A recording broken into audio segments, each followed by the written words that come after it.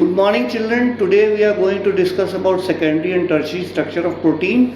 In the last lecture we have discussed about proteins and then we have discussed about the structure of the protein. We have included only the primary structure of the protein. Because of the time constraint, secondary, tertiary and quaternary structure was left. Today we are going to discuss about secondary structure, tertiary structure and then quaternary structure. So let us start with the topic.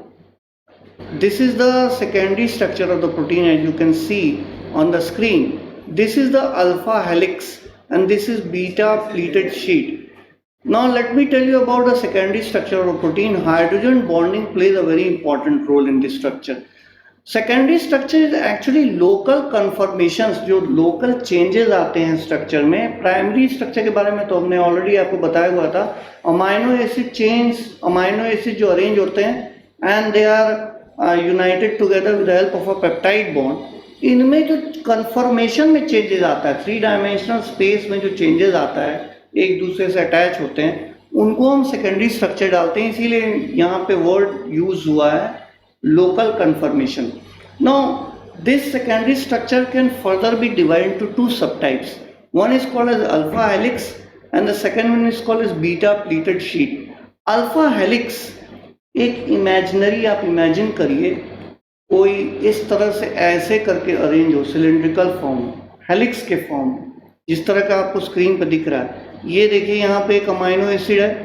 आप जानते हो peptide bond में CONH होता है, यानी कि एक amino acid का कार्बोक्सिल ग्रुप और दूसरे अमाइनो एसिड का अमाइनो ग्रुप, दोनों आपस में यूनाइट होते हैं. वाटर लिबरेट हो जाता है, बाहर निकल जाता है और CONH बचता है and that represents the peptide bond CONH.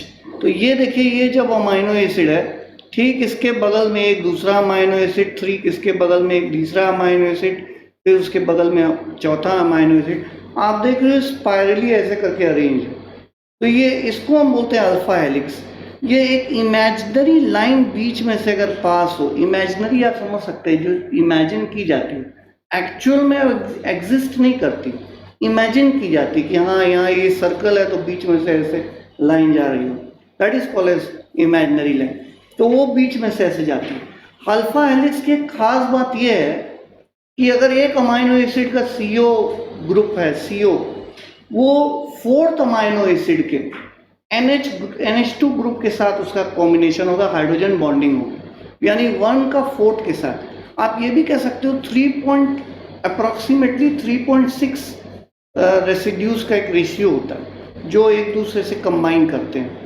पहला रेसिड्यू 4th रेसिड्यू के साथ, कभी कभी पहला तीसरे के साथ हो जाता है. तो ज़्यादातर पहला चौथे के साथ होता है, तो एवरेज उसको क्या माना गया, 3.6. So that constitutes the alpha helix. Nearly 1/4 of the total protein is present in alpha helix form. तो ये आपको मालूम होना चाहिए. Now beta pleated sheets में देखिए, ये शीट लाइक स्ट्रक्चर है. शीट आप जानते हो, शीट लाइक स्ट्रक्चर है जैसा कि आपको दिखा हुआ है. इसमें यहाँ पे दिख रहे हैं बीटा टर्न्स हैं. ये देखिए पूरा का पूरा ऐसे टर्न लिया हुआ है यहाँ पे. और ये देखिए यहाँ पे ये CO ग्रुप है, ये C है, ये देख रहे हैं R ग्रुप, R यानी एल्काइल ग्रुप. आप जानते हो अमाइनो एसिड में जो R ग्रुप होता है वो कुछ भी हो सकता है, हाइड्रोजन भी हो सकता है, CH3 भी हो सकता है, CH2OH भी हो सकता है. तो R ग्रुप बहुत इंपॉर्टेंट होता है यहाँ पे, दैट डिसाइड करता है कि वो किस तरह का प्रोटीन होगा. अगर हर अमाइनो एसिड में जो R ग्रुप है वो चेंज करता हुआ है कि कौन सा ज़्यादा R रिप्रेजेंट हो रहा है, जैसे CH3 रिप्रेजेंट हो रहा है, तो इसका मतलब उस प्रोटीन में ज़्यादातर ग्लाइसिन है. तो कहने का मतलब ये है कि उस पर डिपेंड करता है कि वो कौन सा प्रोटीन होगा अल्टीमेटली. अगर मान लीजिए R ग्रुप में पॉजिटिवली चार्ज ज़्यादा लगा हुआ है तो इसका मतलब protein as a whole positively charge. ज़्यादातर अमाइनो एसिड पॉजिटिवली चार्ज है, प्रोटीन भी क्या हो गया, पॉजिटिवली चार्ज. ज़्यादातर नेगेटिव हैं, कम पॉजिटिव हैं, तो टोटल नेट नेगेटिव ज़्यादा हो गया, प्रोटीन एज अ होल क्या हो गया, नेगेटिव हो गया. तो ये बीटा प्लीटेड शीट्स में आप देख रहे हैं, ये पॉलीपेप्टाइड्स में टर्न्स आ रहे हैं और यहाँ पे हाइड्रोजन बॉन्डिंग बन रही है. देख रहे हैं एकदम अलग अलग अमाइनो एसिड जो बहुत दूर दूर हैं, वो पास आ जाने के बाद वहाँ पे आपस में देख रहे हैं आप, ये NH और यहाँ देखिए CO ग्रुप के बीच में हाइड्रोजन बॉन्डिंग हुई. यहाँ देखिए, यहाँ NH और यहाँ CO ग्रुप के बीच में हाइड्रोजन बॉन्डिंग हुई. तो basically both alpha helix and beta sheets, यहाँ दोनों में ही हाइड्रोजन बॉन्डिंग होती है। तो सेकेंडरी स्ट्रक्चर जो है वो local folded structure of the protein को रिप्रेजेंट करता है। यहाँ पे अल्फा हेलिक्स भी होते हैं और बीटा हेलिक्स भी होते हैं।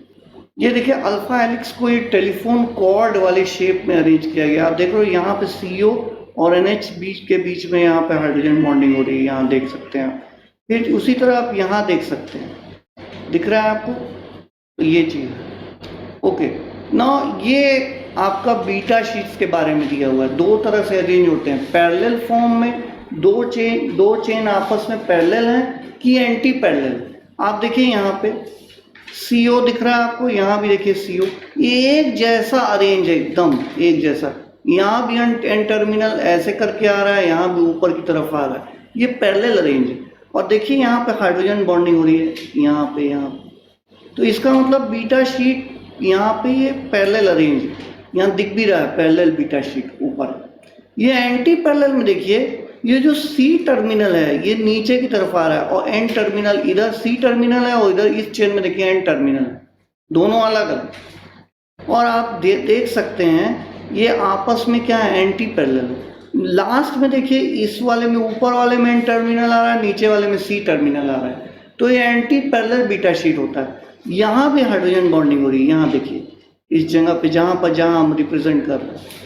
तो इवन बीटा शीट में भी हाइड्रोजन बॉन्डिंग होती है, बस स्पेस में एटम्स का अरेंजमेंट अलग है, बॉन्डिंग दोनों में हाइड्रोजन बॉन्डिंग होगी between the various amino acid as such. Now they both constitutes the secondary structure of the protein. Now let us talk about tertiary structure of the protein. Tertiary structure 3 dimensional folding होती है उनकी, 3 dimensional folding. Shape is stabilise by various kind of interaction, hydrophobic interaction भी उसमें होता है, आयनिक interaction भी होता है, हाइड्रोजन बॉन्डिंग भी होती है, कई तरह के इंट्रैक्शंस होते हैं, उसको हम बोलते हैं tertiary structure of the protein. Enzymes का एक रोल होता है हमारी बॉडी में, they perform a particular function. Enzymes की अपने एक टर्शियरी स्ट्रक्चर होता है, एक कन्फर्मेशन होता है। ये कन्फर्मेशन जरा भी बिगड़ता है, जरा भी इसमें चेंजेस आते हैं तो वो एंजाइम नॉन फंक्शनल हो जाता है। इसका मतलब अगर टेम्परेचर 37 डिग्री हमारे बॉडी का नॉर्मल टेम्परेचर है, फीवर हो जाने पर वो टेम्परेचर बढ़ने लगता है। तो आपको पता है बढ़ने की वजह से सबसे पहली दिक्कत क्या होगी बॉडी में, क्यों कहा जाता है कि टेम्परेचर को बढ़ने ना दिया जाए, उसकी वजह है एंजाइम्स। एंजाइम्स हर रिएक्शन को कैटेलाइज करते हैं हमारी बॉडी में, बायो कैटलिस्ट होते हैं। टेम्परेचर बढ़ेगा तो इनका 3 डायमेंशनल स्ट्रक्चर बदलने लगेगा, चेंज आने लगेगा, तो ये नॉन फंक्शनल हो जाएंगे, रिएक्टेंट को प्रोडक्ट में नहीं कन्वर्ट करेंगे और हमारी बॉडी में हर पर्टिकुलर रिएक्शन के लिए एक पर्टिकुलर एंजाइम तो है। इसका मतलब ये भी है कि हमारी बॉडी में रिएक्शन क्या हो जाएगा, नहीं हो पाएगा, और नहीं हो पाएगा तो मेटाबॉलिज्म अफेक्टेड हो जाएगा, और मेटाबॉलिज्म अफेक्टेड हो जाएगा तो हमारी डेथ भी हो सकती है। So that is the reason why tertiary structure of protein is very necessary. Now ये रिप्रेजेंट कर रहा है आपका टर्शियरी स्ट्रक्चर ऑफ प्रोटीन। ये डायग्राम आप देख रहे हो, यहाँ पर हाइड्रोजन बॉन्ड हो रहा है, अब देख रहे हैं ये पूरा का पूरा यहाँ अमाइनो एसिड ऐसे अरेंज है इस पूरे एरिया में ऐसे। यहाँ देखिए हाइड्रोफोबिक इंट्रैक्शन है, यहाँ देखिए इसमें यहाँ पे और यहाँ पे आयनिक बॉन्ड हो रहा है, यहाँ डाइसल्फाइड बॉन्ड का फॉर्मेशन हो रहा है। This represents the tertiary structure of the protein.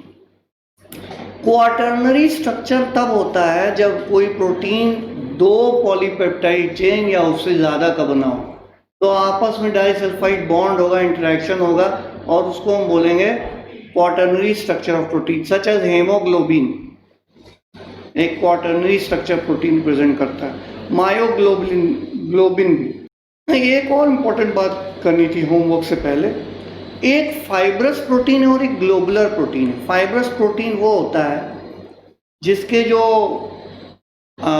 Structure जो होता है, जैसे मान लीजिए प्रोटीन का स्ट्रक्चर है तो उसमें सेकेंडरी स्ट्रक्चर है, प्राइमरी स्ट्रक्चर है, सेकेंडरी स्ट्रक्चर है, टर्शियरी स्ट्रक्चर है। ग्लोबुलर प्रोटीन वो होता है कि सेकेंडरी स्ट्रक्चर अभी अल्फा हेलिक्स है, कुछ समय में बीटा हेलिक्स भी शुरू हो जाएगा।